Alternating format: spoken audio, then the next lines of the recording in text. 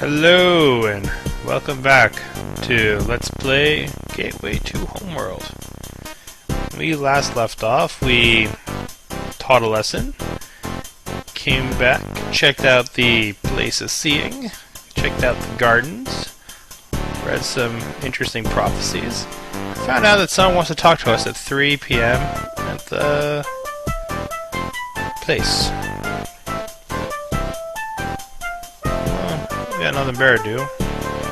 Might as well go check it out.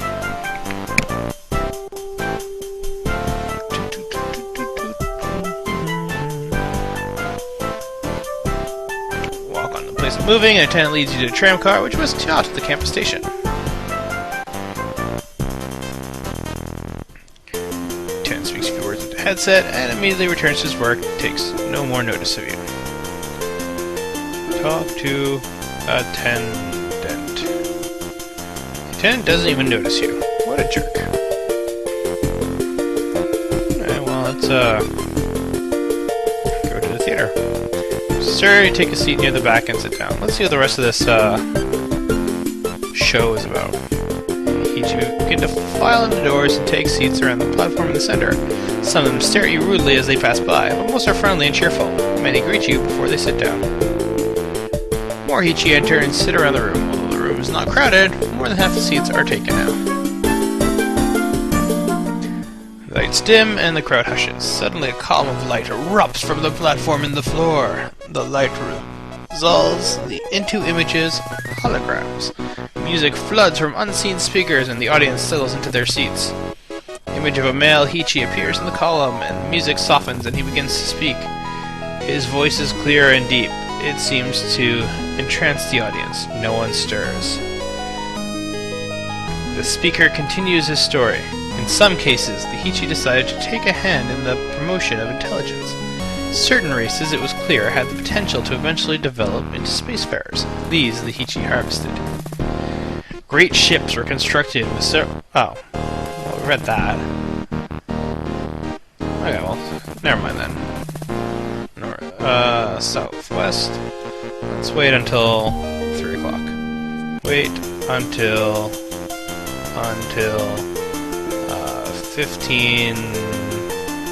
14:59. And northeast. Okay, and wait. And wait. In the darkness of the theater, a figure slips into the seat beside you. Radiance from the column of light flickers over his features, but even as close as you are, you can't get a good look at him.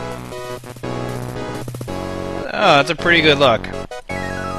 His shadowed eyes play over you, and then stare straight ahead. My name is Macropterus.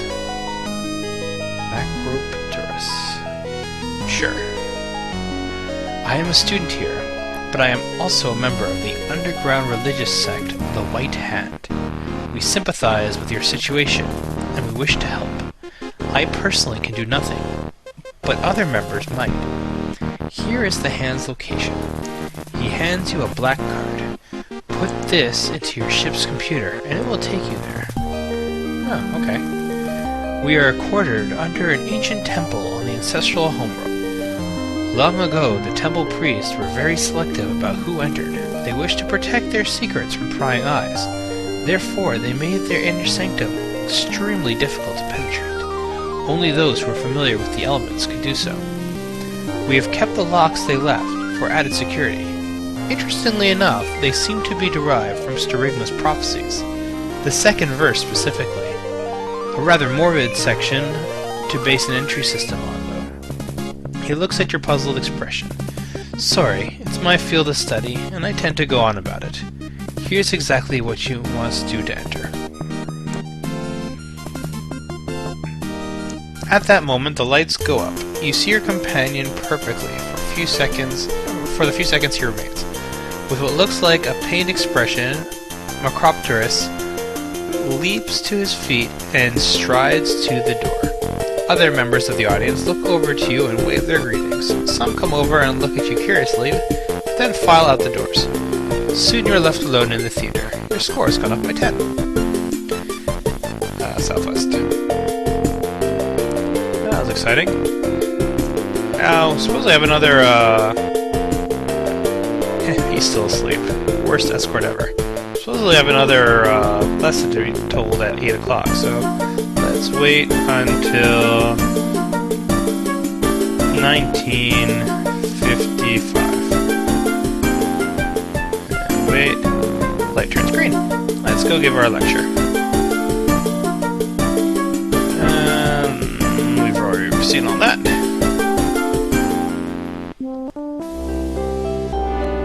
This music reminds me a bit of Simon the Sorcerer. Great game.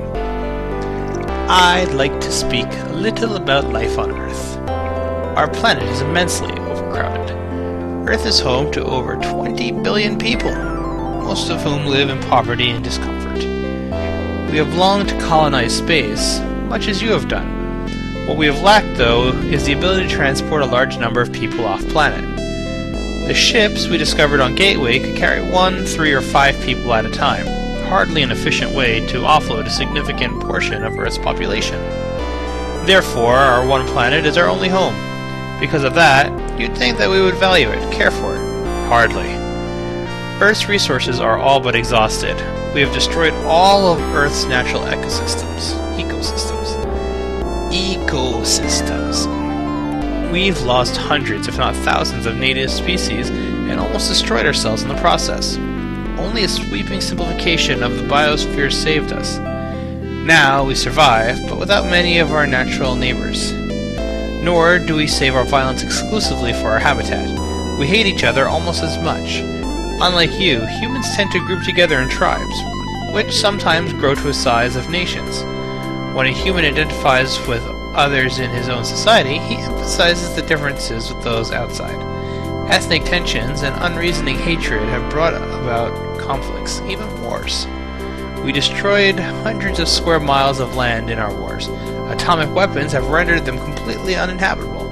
Some conflicts are hundreds of years old. People have forgotten why they started, but they continue nonetheless. Although I've painted a grim picture of humanity, we do have some redeeming qualities. I'll speak more of these next time. Thank you. You clear your throat, Nat. I received a question pertaining to the shield generators. I'll try and discuss it in my next lecture. As one of Earth's redeeming qualities. Step down, they flap their wrist in applause, and you breathe a sigh of nervous exhaustion. Well, that was all my necessary lectures. Let's go see what this White Hand group has to say. Yeah. What a jerk. East, Norse. And up. After you climb inside the hatch, you slip the metallic card that you carry into a slot on the control panel. It slides out of sight, and a new course code appears. Your score's gone up by 10. Woohoo! Look at panel. So, here we get to pick our addresses. Now, the administration planet and the city hangar are both places we've been to. The administration planet is where we were in that opening cutscene on a couple of videos back. City hangar's here, so this must be the new place.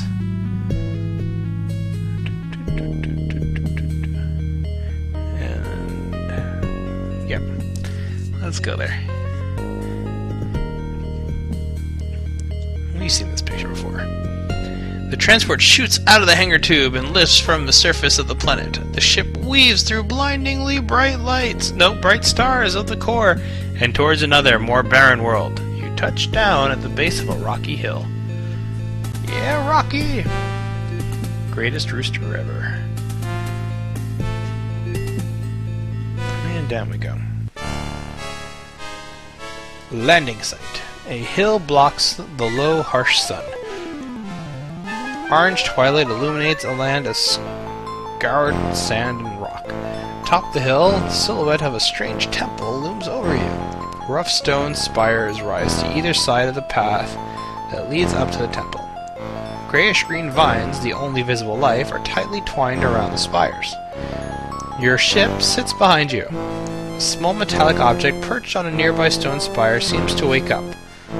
Lights on the face blink as it lifts up into the air. It floats over to you and says, "Welcome all to the ancient site of the Temple of Sterigma. I am the guide thing assigned here. I will describe this site to you." So,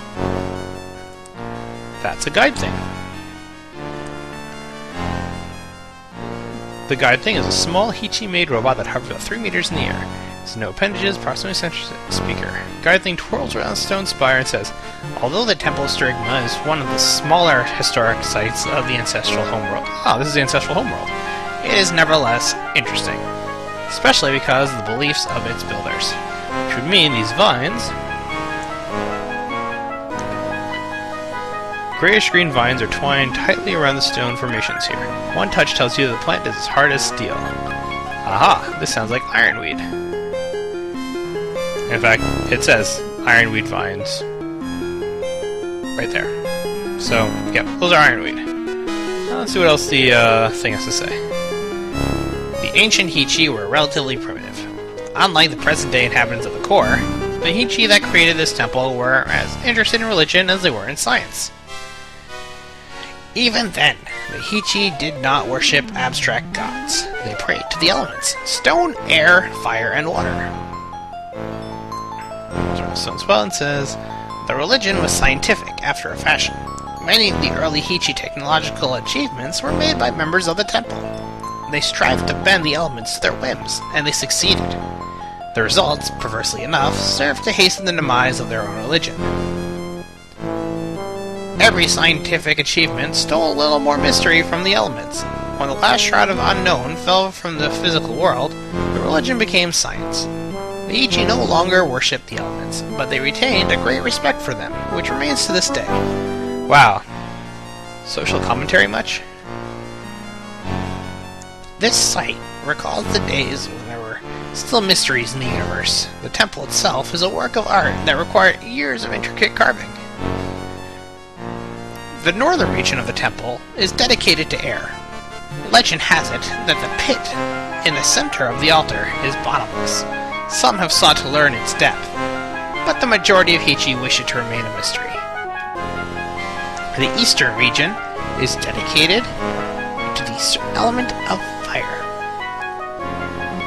The sacred hearth was kept stoked at all times. It was considered sacrilegious to allow the fires to go out.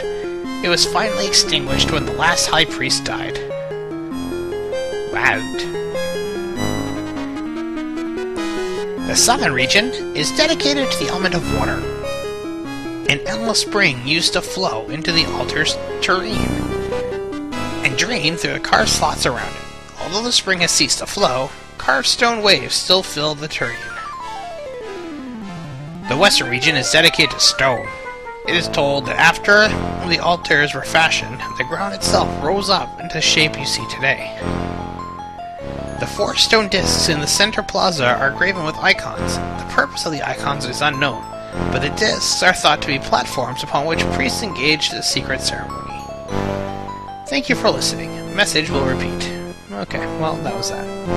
Guide thing floats behind you as you climb the rough path. The temple looks old, far more ancient than anything on Earth.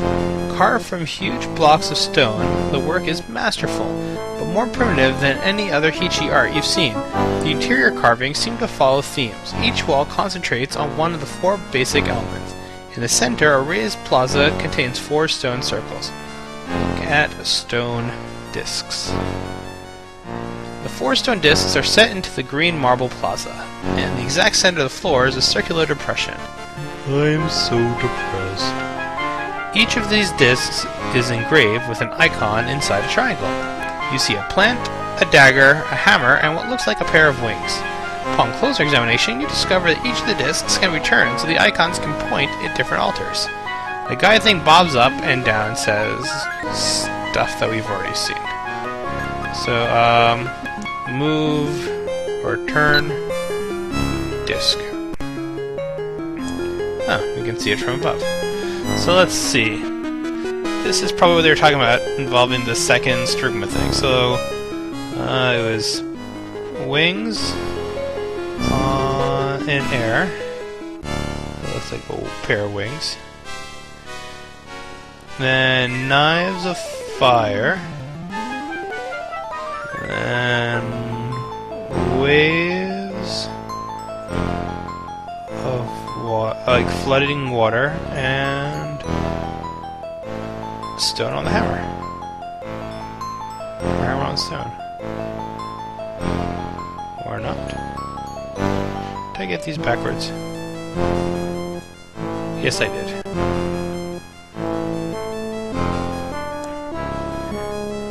Your score has gone up by 15. The depression in the center of the floor opens to reveal stairs leading downward. You descend into a giant cavern filled with technology.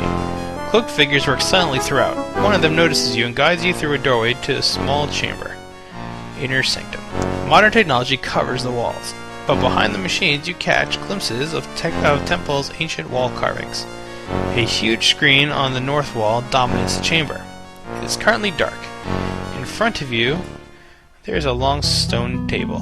Behind the table sits a cloaked Heechee. The Heechee behind the table looks up. Welcome, human. My name is Exegesis, and I am the leader of the White Hand. What would you have of me?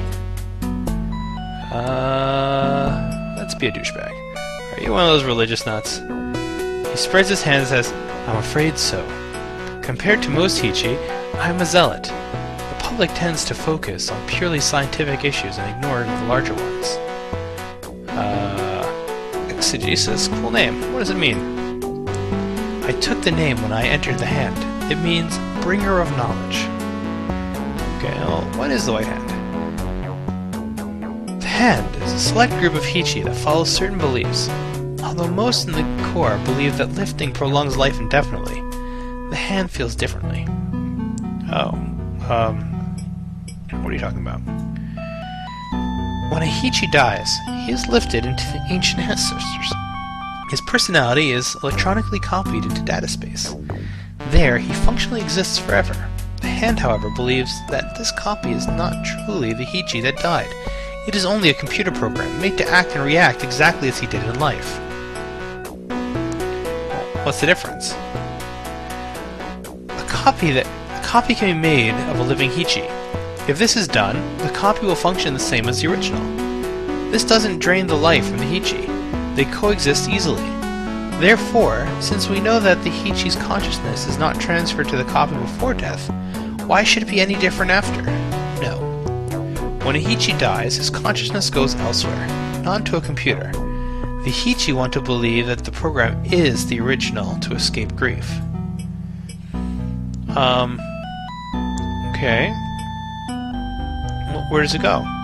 Well, we're not sure where it goes. Most of us believe in a higher power, a celestial collective consciousness. When we die, we contribute our identity and experiences to it. The ancient ancestors are parodies of this true extension of life. Okay, do the rest of the Heechee appreciate your views? Regrettably, no. Most of the court disagrees with us. In fact, the High Council is very clearly against us. It has forced the Hand to stay underground and out of the public view. I believe, though, that many Heechee would change their minds if they learned more about us. This will never be as long as Fogrum controls the council.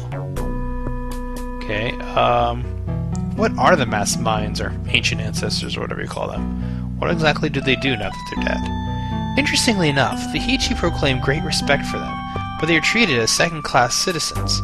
They perform tasks that are distasteful to corporal Heechee, even perilous or simply tedious. When it comes to personal comfort or safety, true conviction emerge. Better to sacrifice one of the unliving than one of the living. Although ancient ancestors on the council can advise other members, they have no voting rights. Fogrum is an aberration. His close ties with the first seat gives him almost absolute power. Higher power, huh? Got any proof? Well, no. The Hand is a relatively new religion, perhaps only 2,000 years old. We we haven't had time to gather all the information yet. Soon we hope to get this proof. Until then, our faith sustains us. Yes, this is why you shouldn't trust religions that are only about 2,000 years old.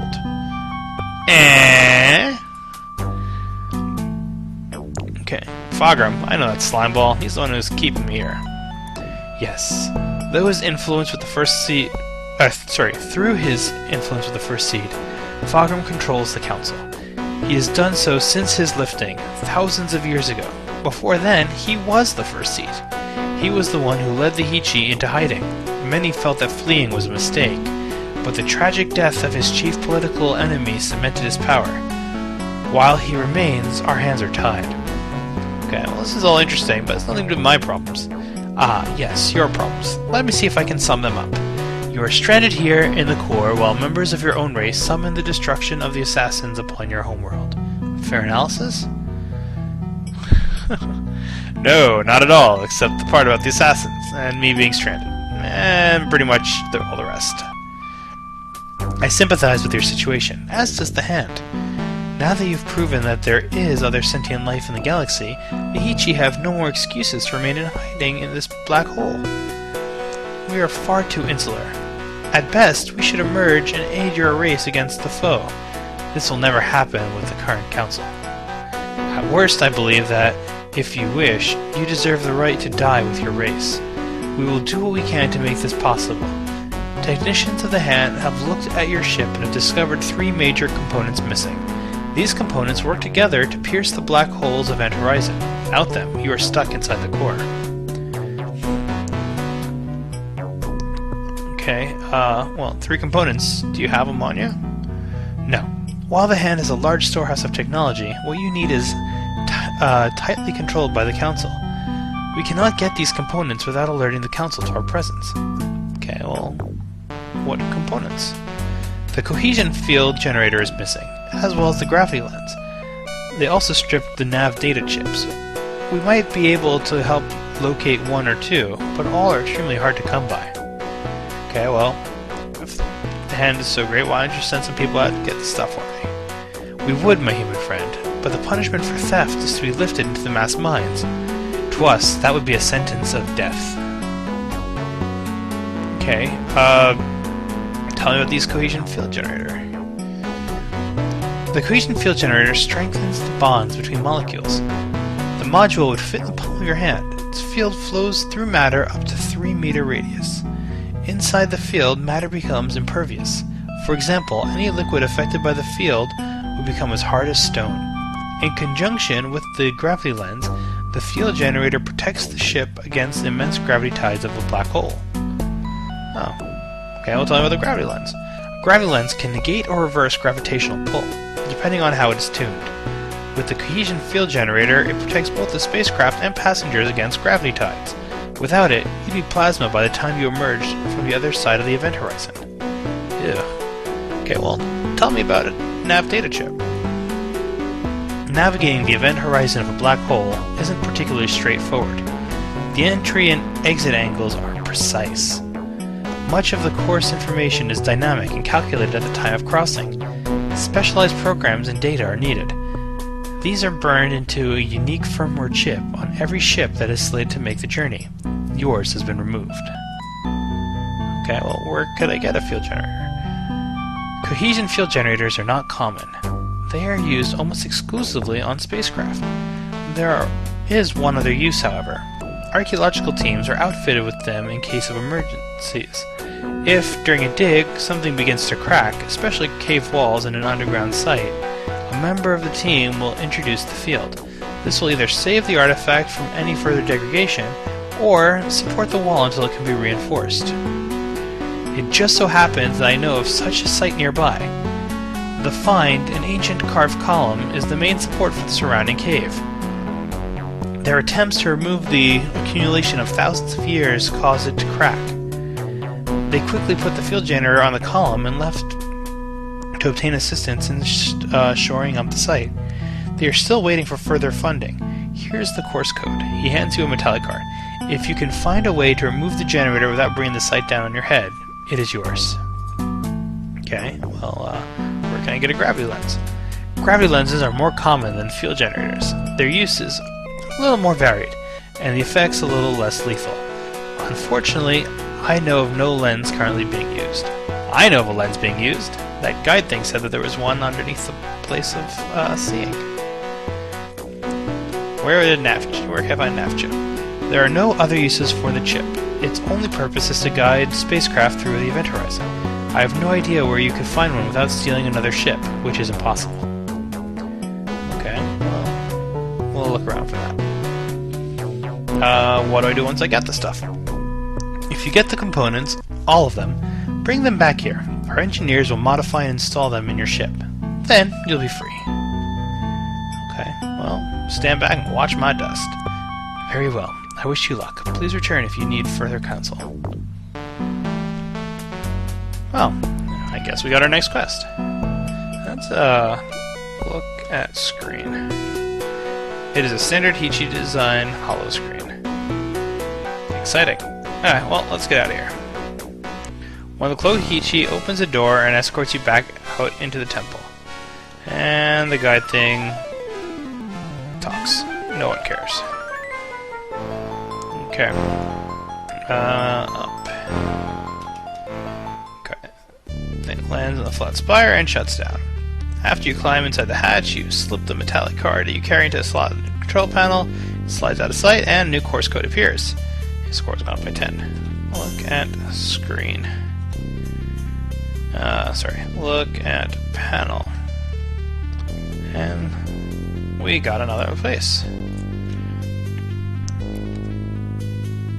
Transport lifts up, flies a few kilometers over the surface of the parent world, touches down on the base of the rocky hill. So we are still on the ancient homeworld. To the north, a hill pushes up from the harsh, uneven ground. A path winds from where you stand up to natural cavern. There are several of the rough stone spires here, and they are all covered with tenacious ivy-like vines. Other than the vines, however, there doesn't seem to be any plant life here. Your ship sits behind you. Dig site. Much of the cavern is littered with stone debris. The walls are mostly hidden by rubble, and the rocky ground is covered with dirt. It looks like an attempt to excavate the area has been started and then abandoned. The most prominent feature of the cave is a stone column which is badly cracked and in imminent danger of collapse. On the front of the column you see a small black box. A red light on its face blinks rapidly. You can kind of see it right here. That is the field generator. But, let's save. Let's call this experiment. So we're going to experiment. So, as he said, if you just push the button, on the black box. It stops flashing and the box falls to the ground. You grab it, hoping the column will stay intact long enough for you to make it safely out the dig site. It doesn't, you don't. And that's that. So, can't do that. So what we need to do is find some other way to support the pillar while the thing is activated. Now, considering what world we are on, it seems like the obvious thing to do would be to plant seeds. You touch the seeds of the soil surrounding the column. Immediately, roots spring out of them. The ironweed explodes in growth. It grabs the column and quickly crawls up the surface. Soon the column is covered with tenacious vines, as is much of the ceiling. Only then does the ironweed slow its rate of growth and finally stop.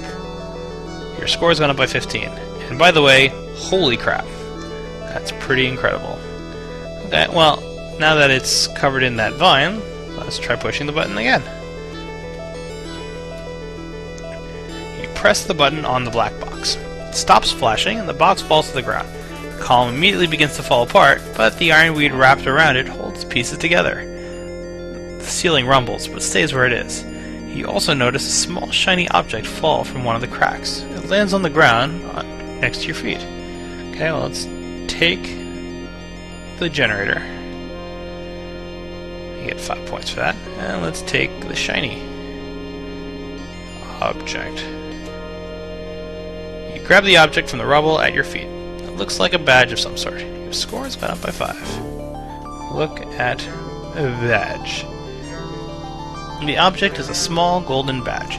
The words Field Science are engraved over an abstract symbol. A member of the archaeological team must have dropped the badge near the column, and when the cohesion field was put in place, it was too late to retrieve it. Look at Generator. Generator is deceptively small for the power it contains. It's a small black box which fits in the palm of your hand. There is a button on its face. Can I wear the badge? Wear badge. You put on the science badge. Woohoo! I am now a member of the science team. Go science! Well, that was easy. Now let's go back. Actually, you know what? That's pretty good for today. We will look for the other parts next time. So, until then, let's save, and have yourselves a good one. Ta-ta. I'm playing a game!